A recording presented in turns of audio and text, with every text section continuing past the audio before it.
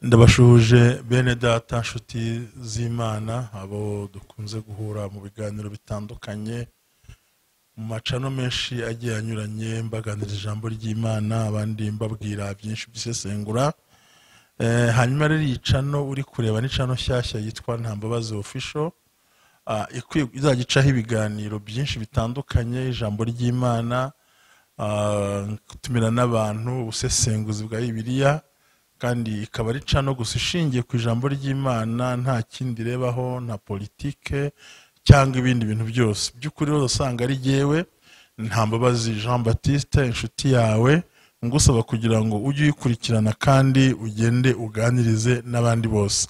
Rero yitwa Pasiteri Ntambabazi Official, aho uzajya ukurikirana ibiganiro byose byanjye bimwe na bimwe, cyane cyane mbashe kunyuzaho ku ijambo ry'Imana, gusesengura Bibiliya, ku bumenyi butandukanye, binashobotse ku by'amategeko wambaza kuko nabyo bizajya binyuraho, kuko n'ubundi mfite ubwo bumenyi ku bijyanye n'amategeko mpuzamahanga ndetse n'amategeko ari domestic law cyangwa se international laws. Hose rero twahura tukaganira, hazacaho ibyo bintu bibiri gusa: ijambo ry'Imana n'ubusesenguzi, hanyuma n'ibijyanye n'amategeko cyane cyane arengera abantu, arengera ikiremwa muntu uko amategeko abiteganya. Bityo rero nagira mukangurire kujya uyikurikirana buri munsi, rimwe na rimwe haceho ibiganiro bibone, ariko cyane cyane kizaba kihutirwa n'ijambo ry'Imana, guhindura abantu, kuko Yesu yaravuze ngo nuko mugende mu mahanga yose muhindure ibyaremwe byose.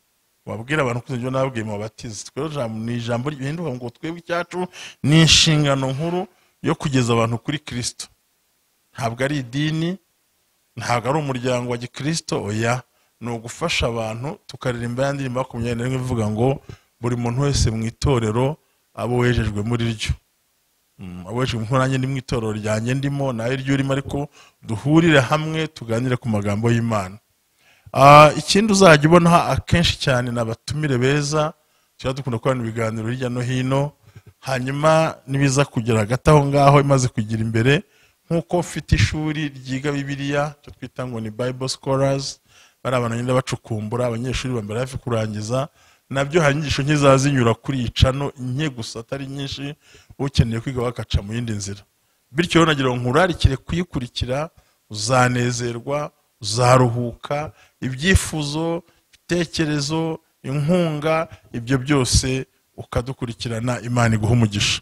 Nagira rero mbashimire abari muri Amerika, inshuti z'akadasohoka tuziranye, abari muri Canada, navuga mu mazina ari benshi ntabwo nashobora ko barahari, abari muri Australia bo nabavuga ntabwo ari benshi cyane ariko amazina ndayazi.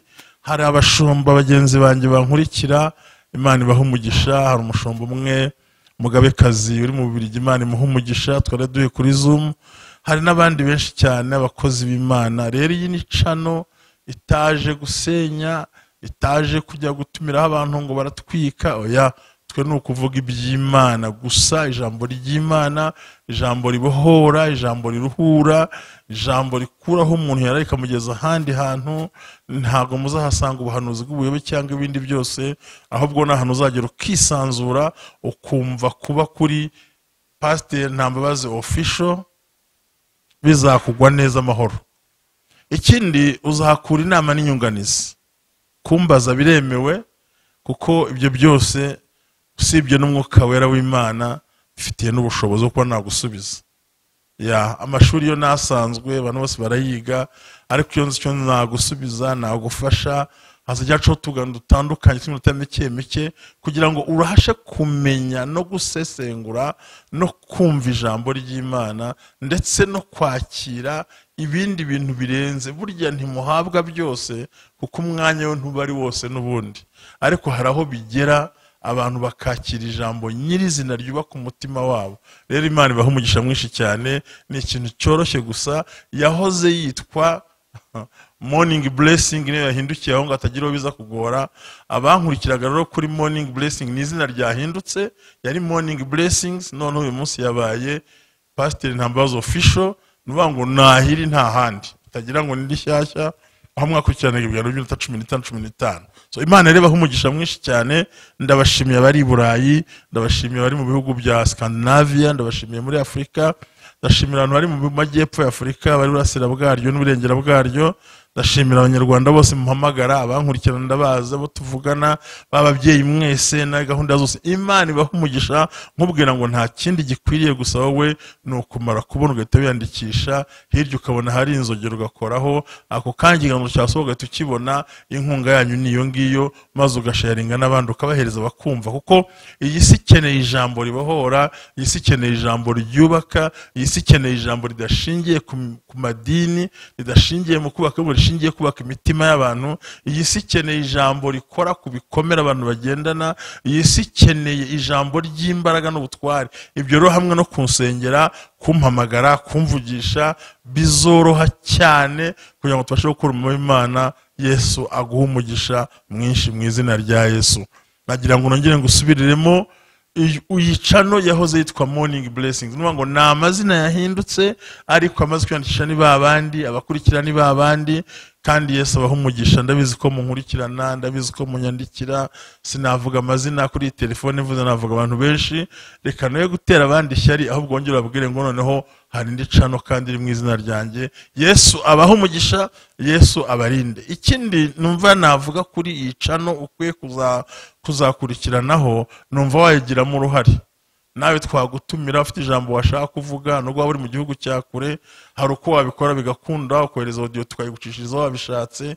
Byaterwa n'ikintu ushaka kuvuga, hasigaye tukubaka igihugu cyo bagenzi bajya mu ijuru. Cyo mvuga burya gakondo umuntu arayubaka, tukubaka abagenzi bajya mu ijuru, tukagira abageni ba Kristo, kandi umwuka wera w'Imana agakomeza kuzenguruka no kubana natwe muri byose. Umwuka w'ibitangaza, umwuka urema, ntago ari cano itwika, si ikongeza, ahubwo ni cano nziza ya kino gihe yo kugira ngo umuntu wese ukeneye kumva amagambo meza y'ubwenge, kandi Imana ibaha umugisha. Rero hagati aho ngaho ndangira ngo nshime, nubwo ngiye gutangira kino kiganiro, ngiye umutima wanjye ngira umwuka w'Imana yampaye gushima Imana. Ndira ngo nshimire Nkunda Gospel irimo ishyigikira, nayo mujye muyikurikirana cyane. Navuga ngo nubwo mbakuriye mu myaka, ariko ni nk'ababyeyi mu byacano.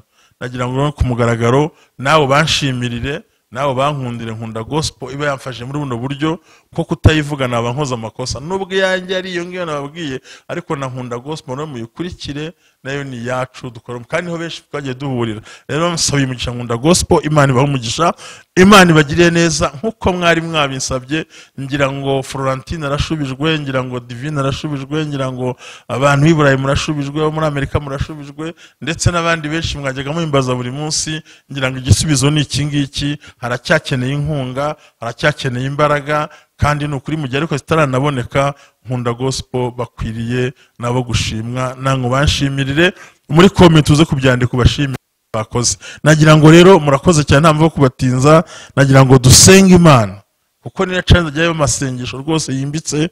Tugira umunsi iminsi yo gusenga Imana, tugira iminsi ngahe ine gutyo, ariko twinjira amasezerano 7 gutyo, kuko twifuza neza ko nifuza neza ko Imana yagira ikintu ikora mu buzima bw'abantu. Hanyuma nigeze kugira inzozi rimwe, nzitizo ko nari niryamiye mu ntebe, mbona abakozi b'Imana bamwe na bamwe ngo bafite amapamba mu matwi. Ijwi rirambwira ngo abantu bagishaka kumva abantu b'Imana bahamagara. None nzakumva. Rero bigaragara ko si bose, ariko harabahamagara ntibakwita, ko gihe nzakwitaba, nintanakwitaba nzaguha rendezvous, kandi byose bizagenda neza. Gusa kumwe usengere, nanjye ngusengere, ibe cano nziza y'ikitegererezo, abantu b'Imana baruhukiraho, abanyabwenge bakora amagambo y'ubwenge, abafite uburinganire bakora uburinganire nabo nyine, ku buryo umuntu wese yisangamo. Imana ibaha umugisha kandi batabare mu izina rya Yesu. Nagira ngo rero dusenge Imana, tuganire ku ijambo rito mitensoza, kwari ukubasuhuza, kwari ukubabwira ngo yikurikirane. Mana nyiri cyubahiro, nyiri imbaraga, nyiri ubutware, nyiri gukomera, ndagushimiye databuja ukiranuka kumugaragaro kuri Imana nyamana. Reka iri jambo tugiye kuganira n'abakozi bawe buriho umugisha nyaguhora ku ngoma, kandi rigira imbaraga muri twe twese, ndetse mwamushyigikira bera bawe bose, uza gufungura aze kumva bidasanzwe, mu buryo budasanzwe, mu matwi adasanzwe, kandi yumve hariho imbaraga ziri kohereza bino bintu.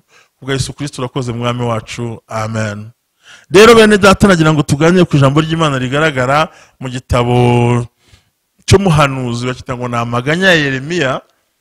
Ni ibice 3, umurongo 31, 32.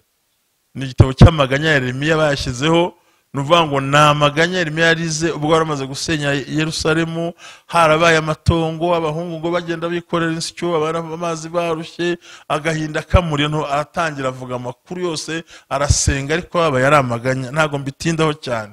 Uyu rero Yeremiya muzi neza ko ari umuntu wahamagawe Imana imutoranya itaramurema, ataraba n'urusoro, ariko imushyiraho gusenya, kubika, kurandura no kubaka, ndetse Imana iramubwira ngo nguhaye gukomera hagati y'abantu uzababwire.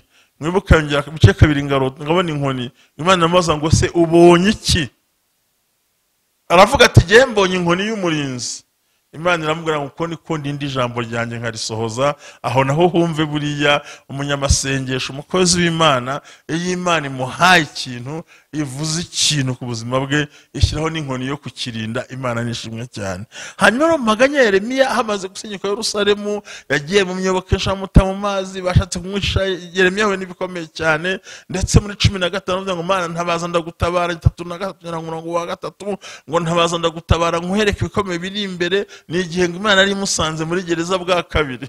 Urumva ubwa mbere ntiyavuyemo, yongera musangamo bwa kabiri, nabwo ntiyamushyira matera, ntiyamushyira, ariko nabwo ntiyanasohokamo, ahubwo iramubwira ngo umva ngo ntabaza ndagutabara nkwereke ibikomeye utabasha kumenya. Burya mu kaga, mu ngorane, Imana ibiri kumwe natwe, mu miruho Imana kumwe natwe. Rero Imana ibaho umugisha mwinshi cyane, kandi Yesu aguhembura. Hanyuma rero Yerusalemu imaze gusenyuka, ariko reka nongere nsubira hasi mu 15, aho yavuze ngo waranshutse nemera gushukika, ngiyo ncecetse umuriro uraka, ngo navuga bakankubita. Niko abantu b'Imana bamera. Burya tuba turwana inkundura, ukumva ntiwavuga, ariko ejo bikanga ukavuga, ukumva ntiwakwigisha, ariko ukumva umuntu nushije kumurira kwakamo, ariko hari igihe tubikora kuko tuba tukumva hari umuriro waka muri twebwe. Ubwo rero Yeremiya uyu nguyu nubwo buryo yakoreyemo, igitabo kimwe baragitabura, ni amateka maremare tuzasesengura cyane, ko ngusawe umaze gukurikira kino kiganiro kwanya subscribe, hirya ukabona inzogera, ugakora notification kugira ngo ujye ubona ikiganiro ko kiba gisohoka uwo mwanya. Ibyo uzabikora mukorera share na comment. Tuziga ibyo byose, tuziga ibitabo, tuzanabisesengura. Reka nayo gutinda kubyara Imana igire ku maganya. Rero imaze gusenyuka Yerusalemu, nubwo yaririmbye avuga ibintu bikomeye, avuga ukuntu amazi banywa bayaguze, avuga ukuntu batora inkubishya kuya, avuga ukuntu abasore ngo bikoreye insyo, avuga ngo ba data bakoze ibyaha dufite ingaruka zabyo, byari byarabisobanura, avuga ukuntu abakobwa afatiye ku gasozi, avuga amagoma byamanitswe, mbega agaragaza amarira. Ariko ageze ku bice 3 umurongo wa 31 na 32 avuga ngo kuko atazigera ubwo areka umuntu iteka, naho yababaza umuntu, ariko azamugirira ibambe nkuko imbabazi nyinshi ziri. Kuko Uwiteka atanezezwa no kubabaza umuntu iteka.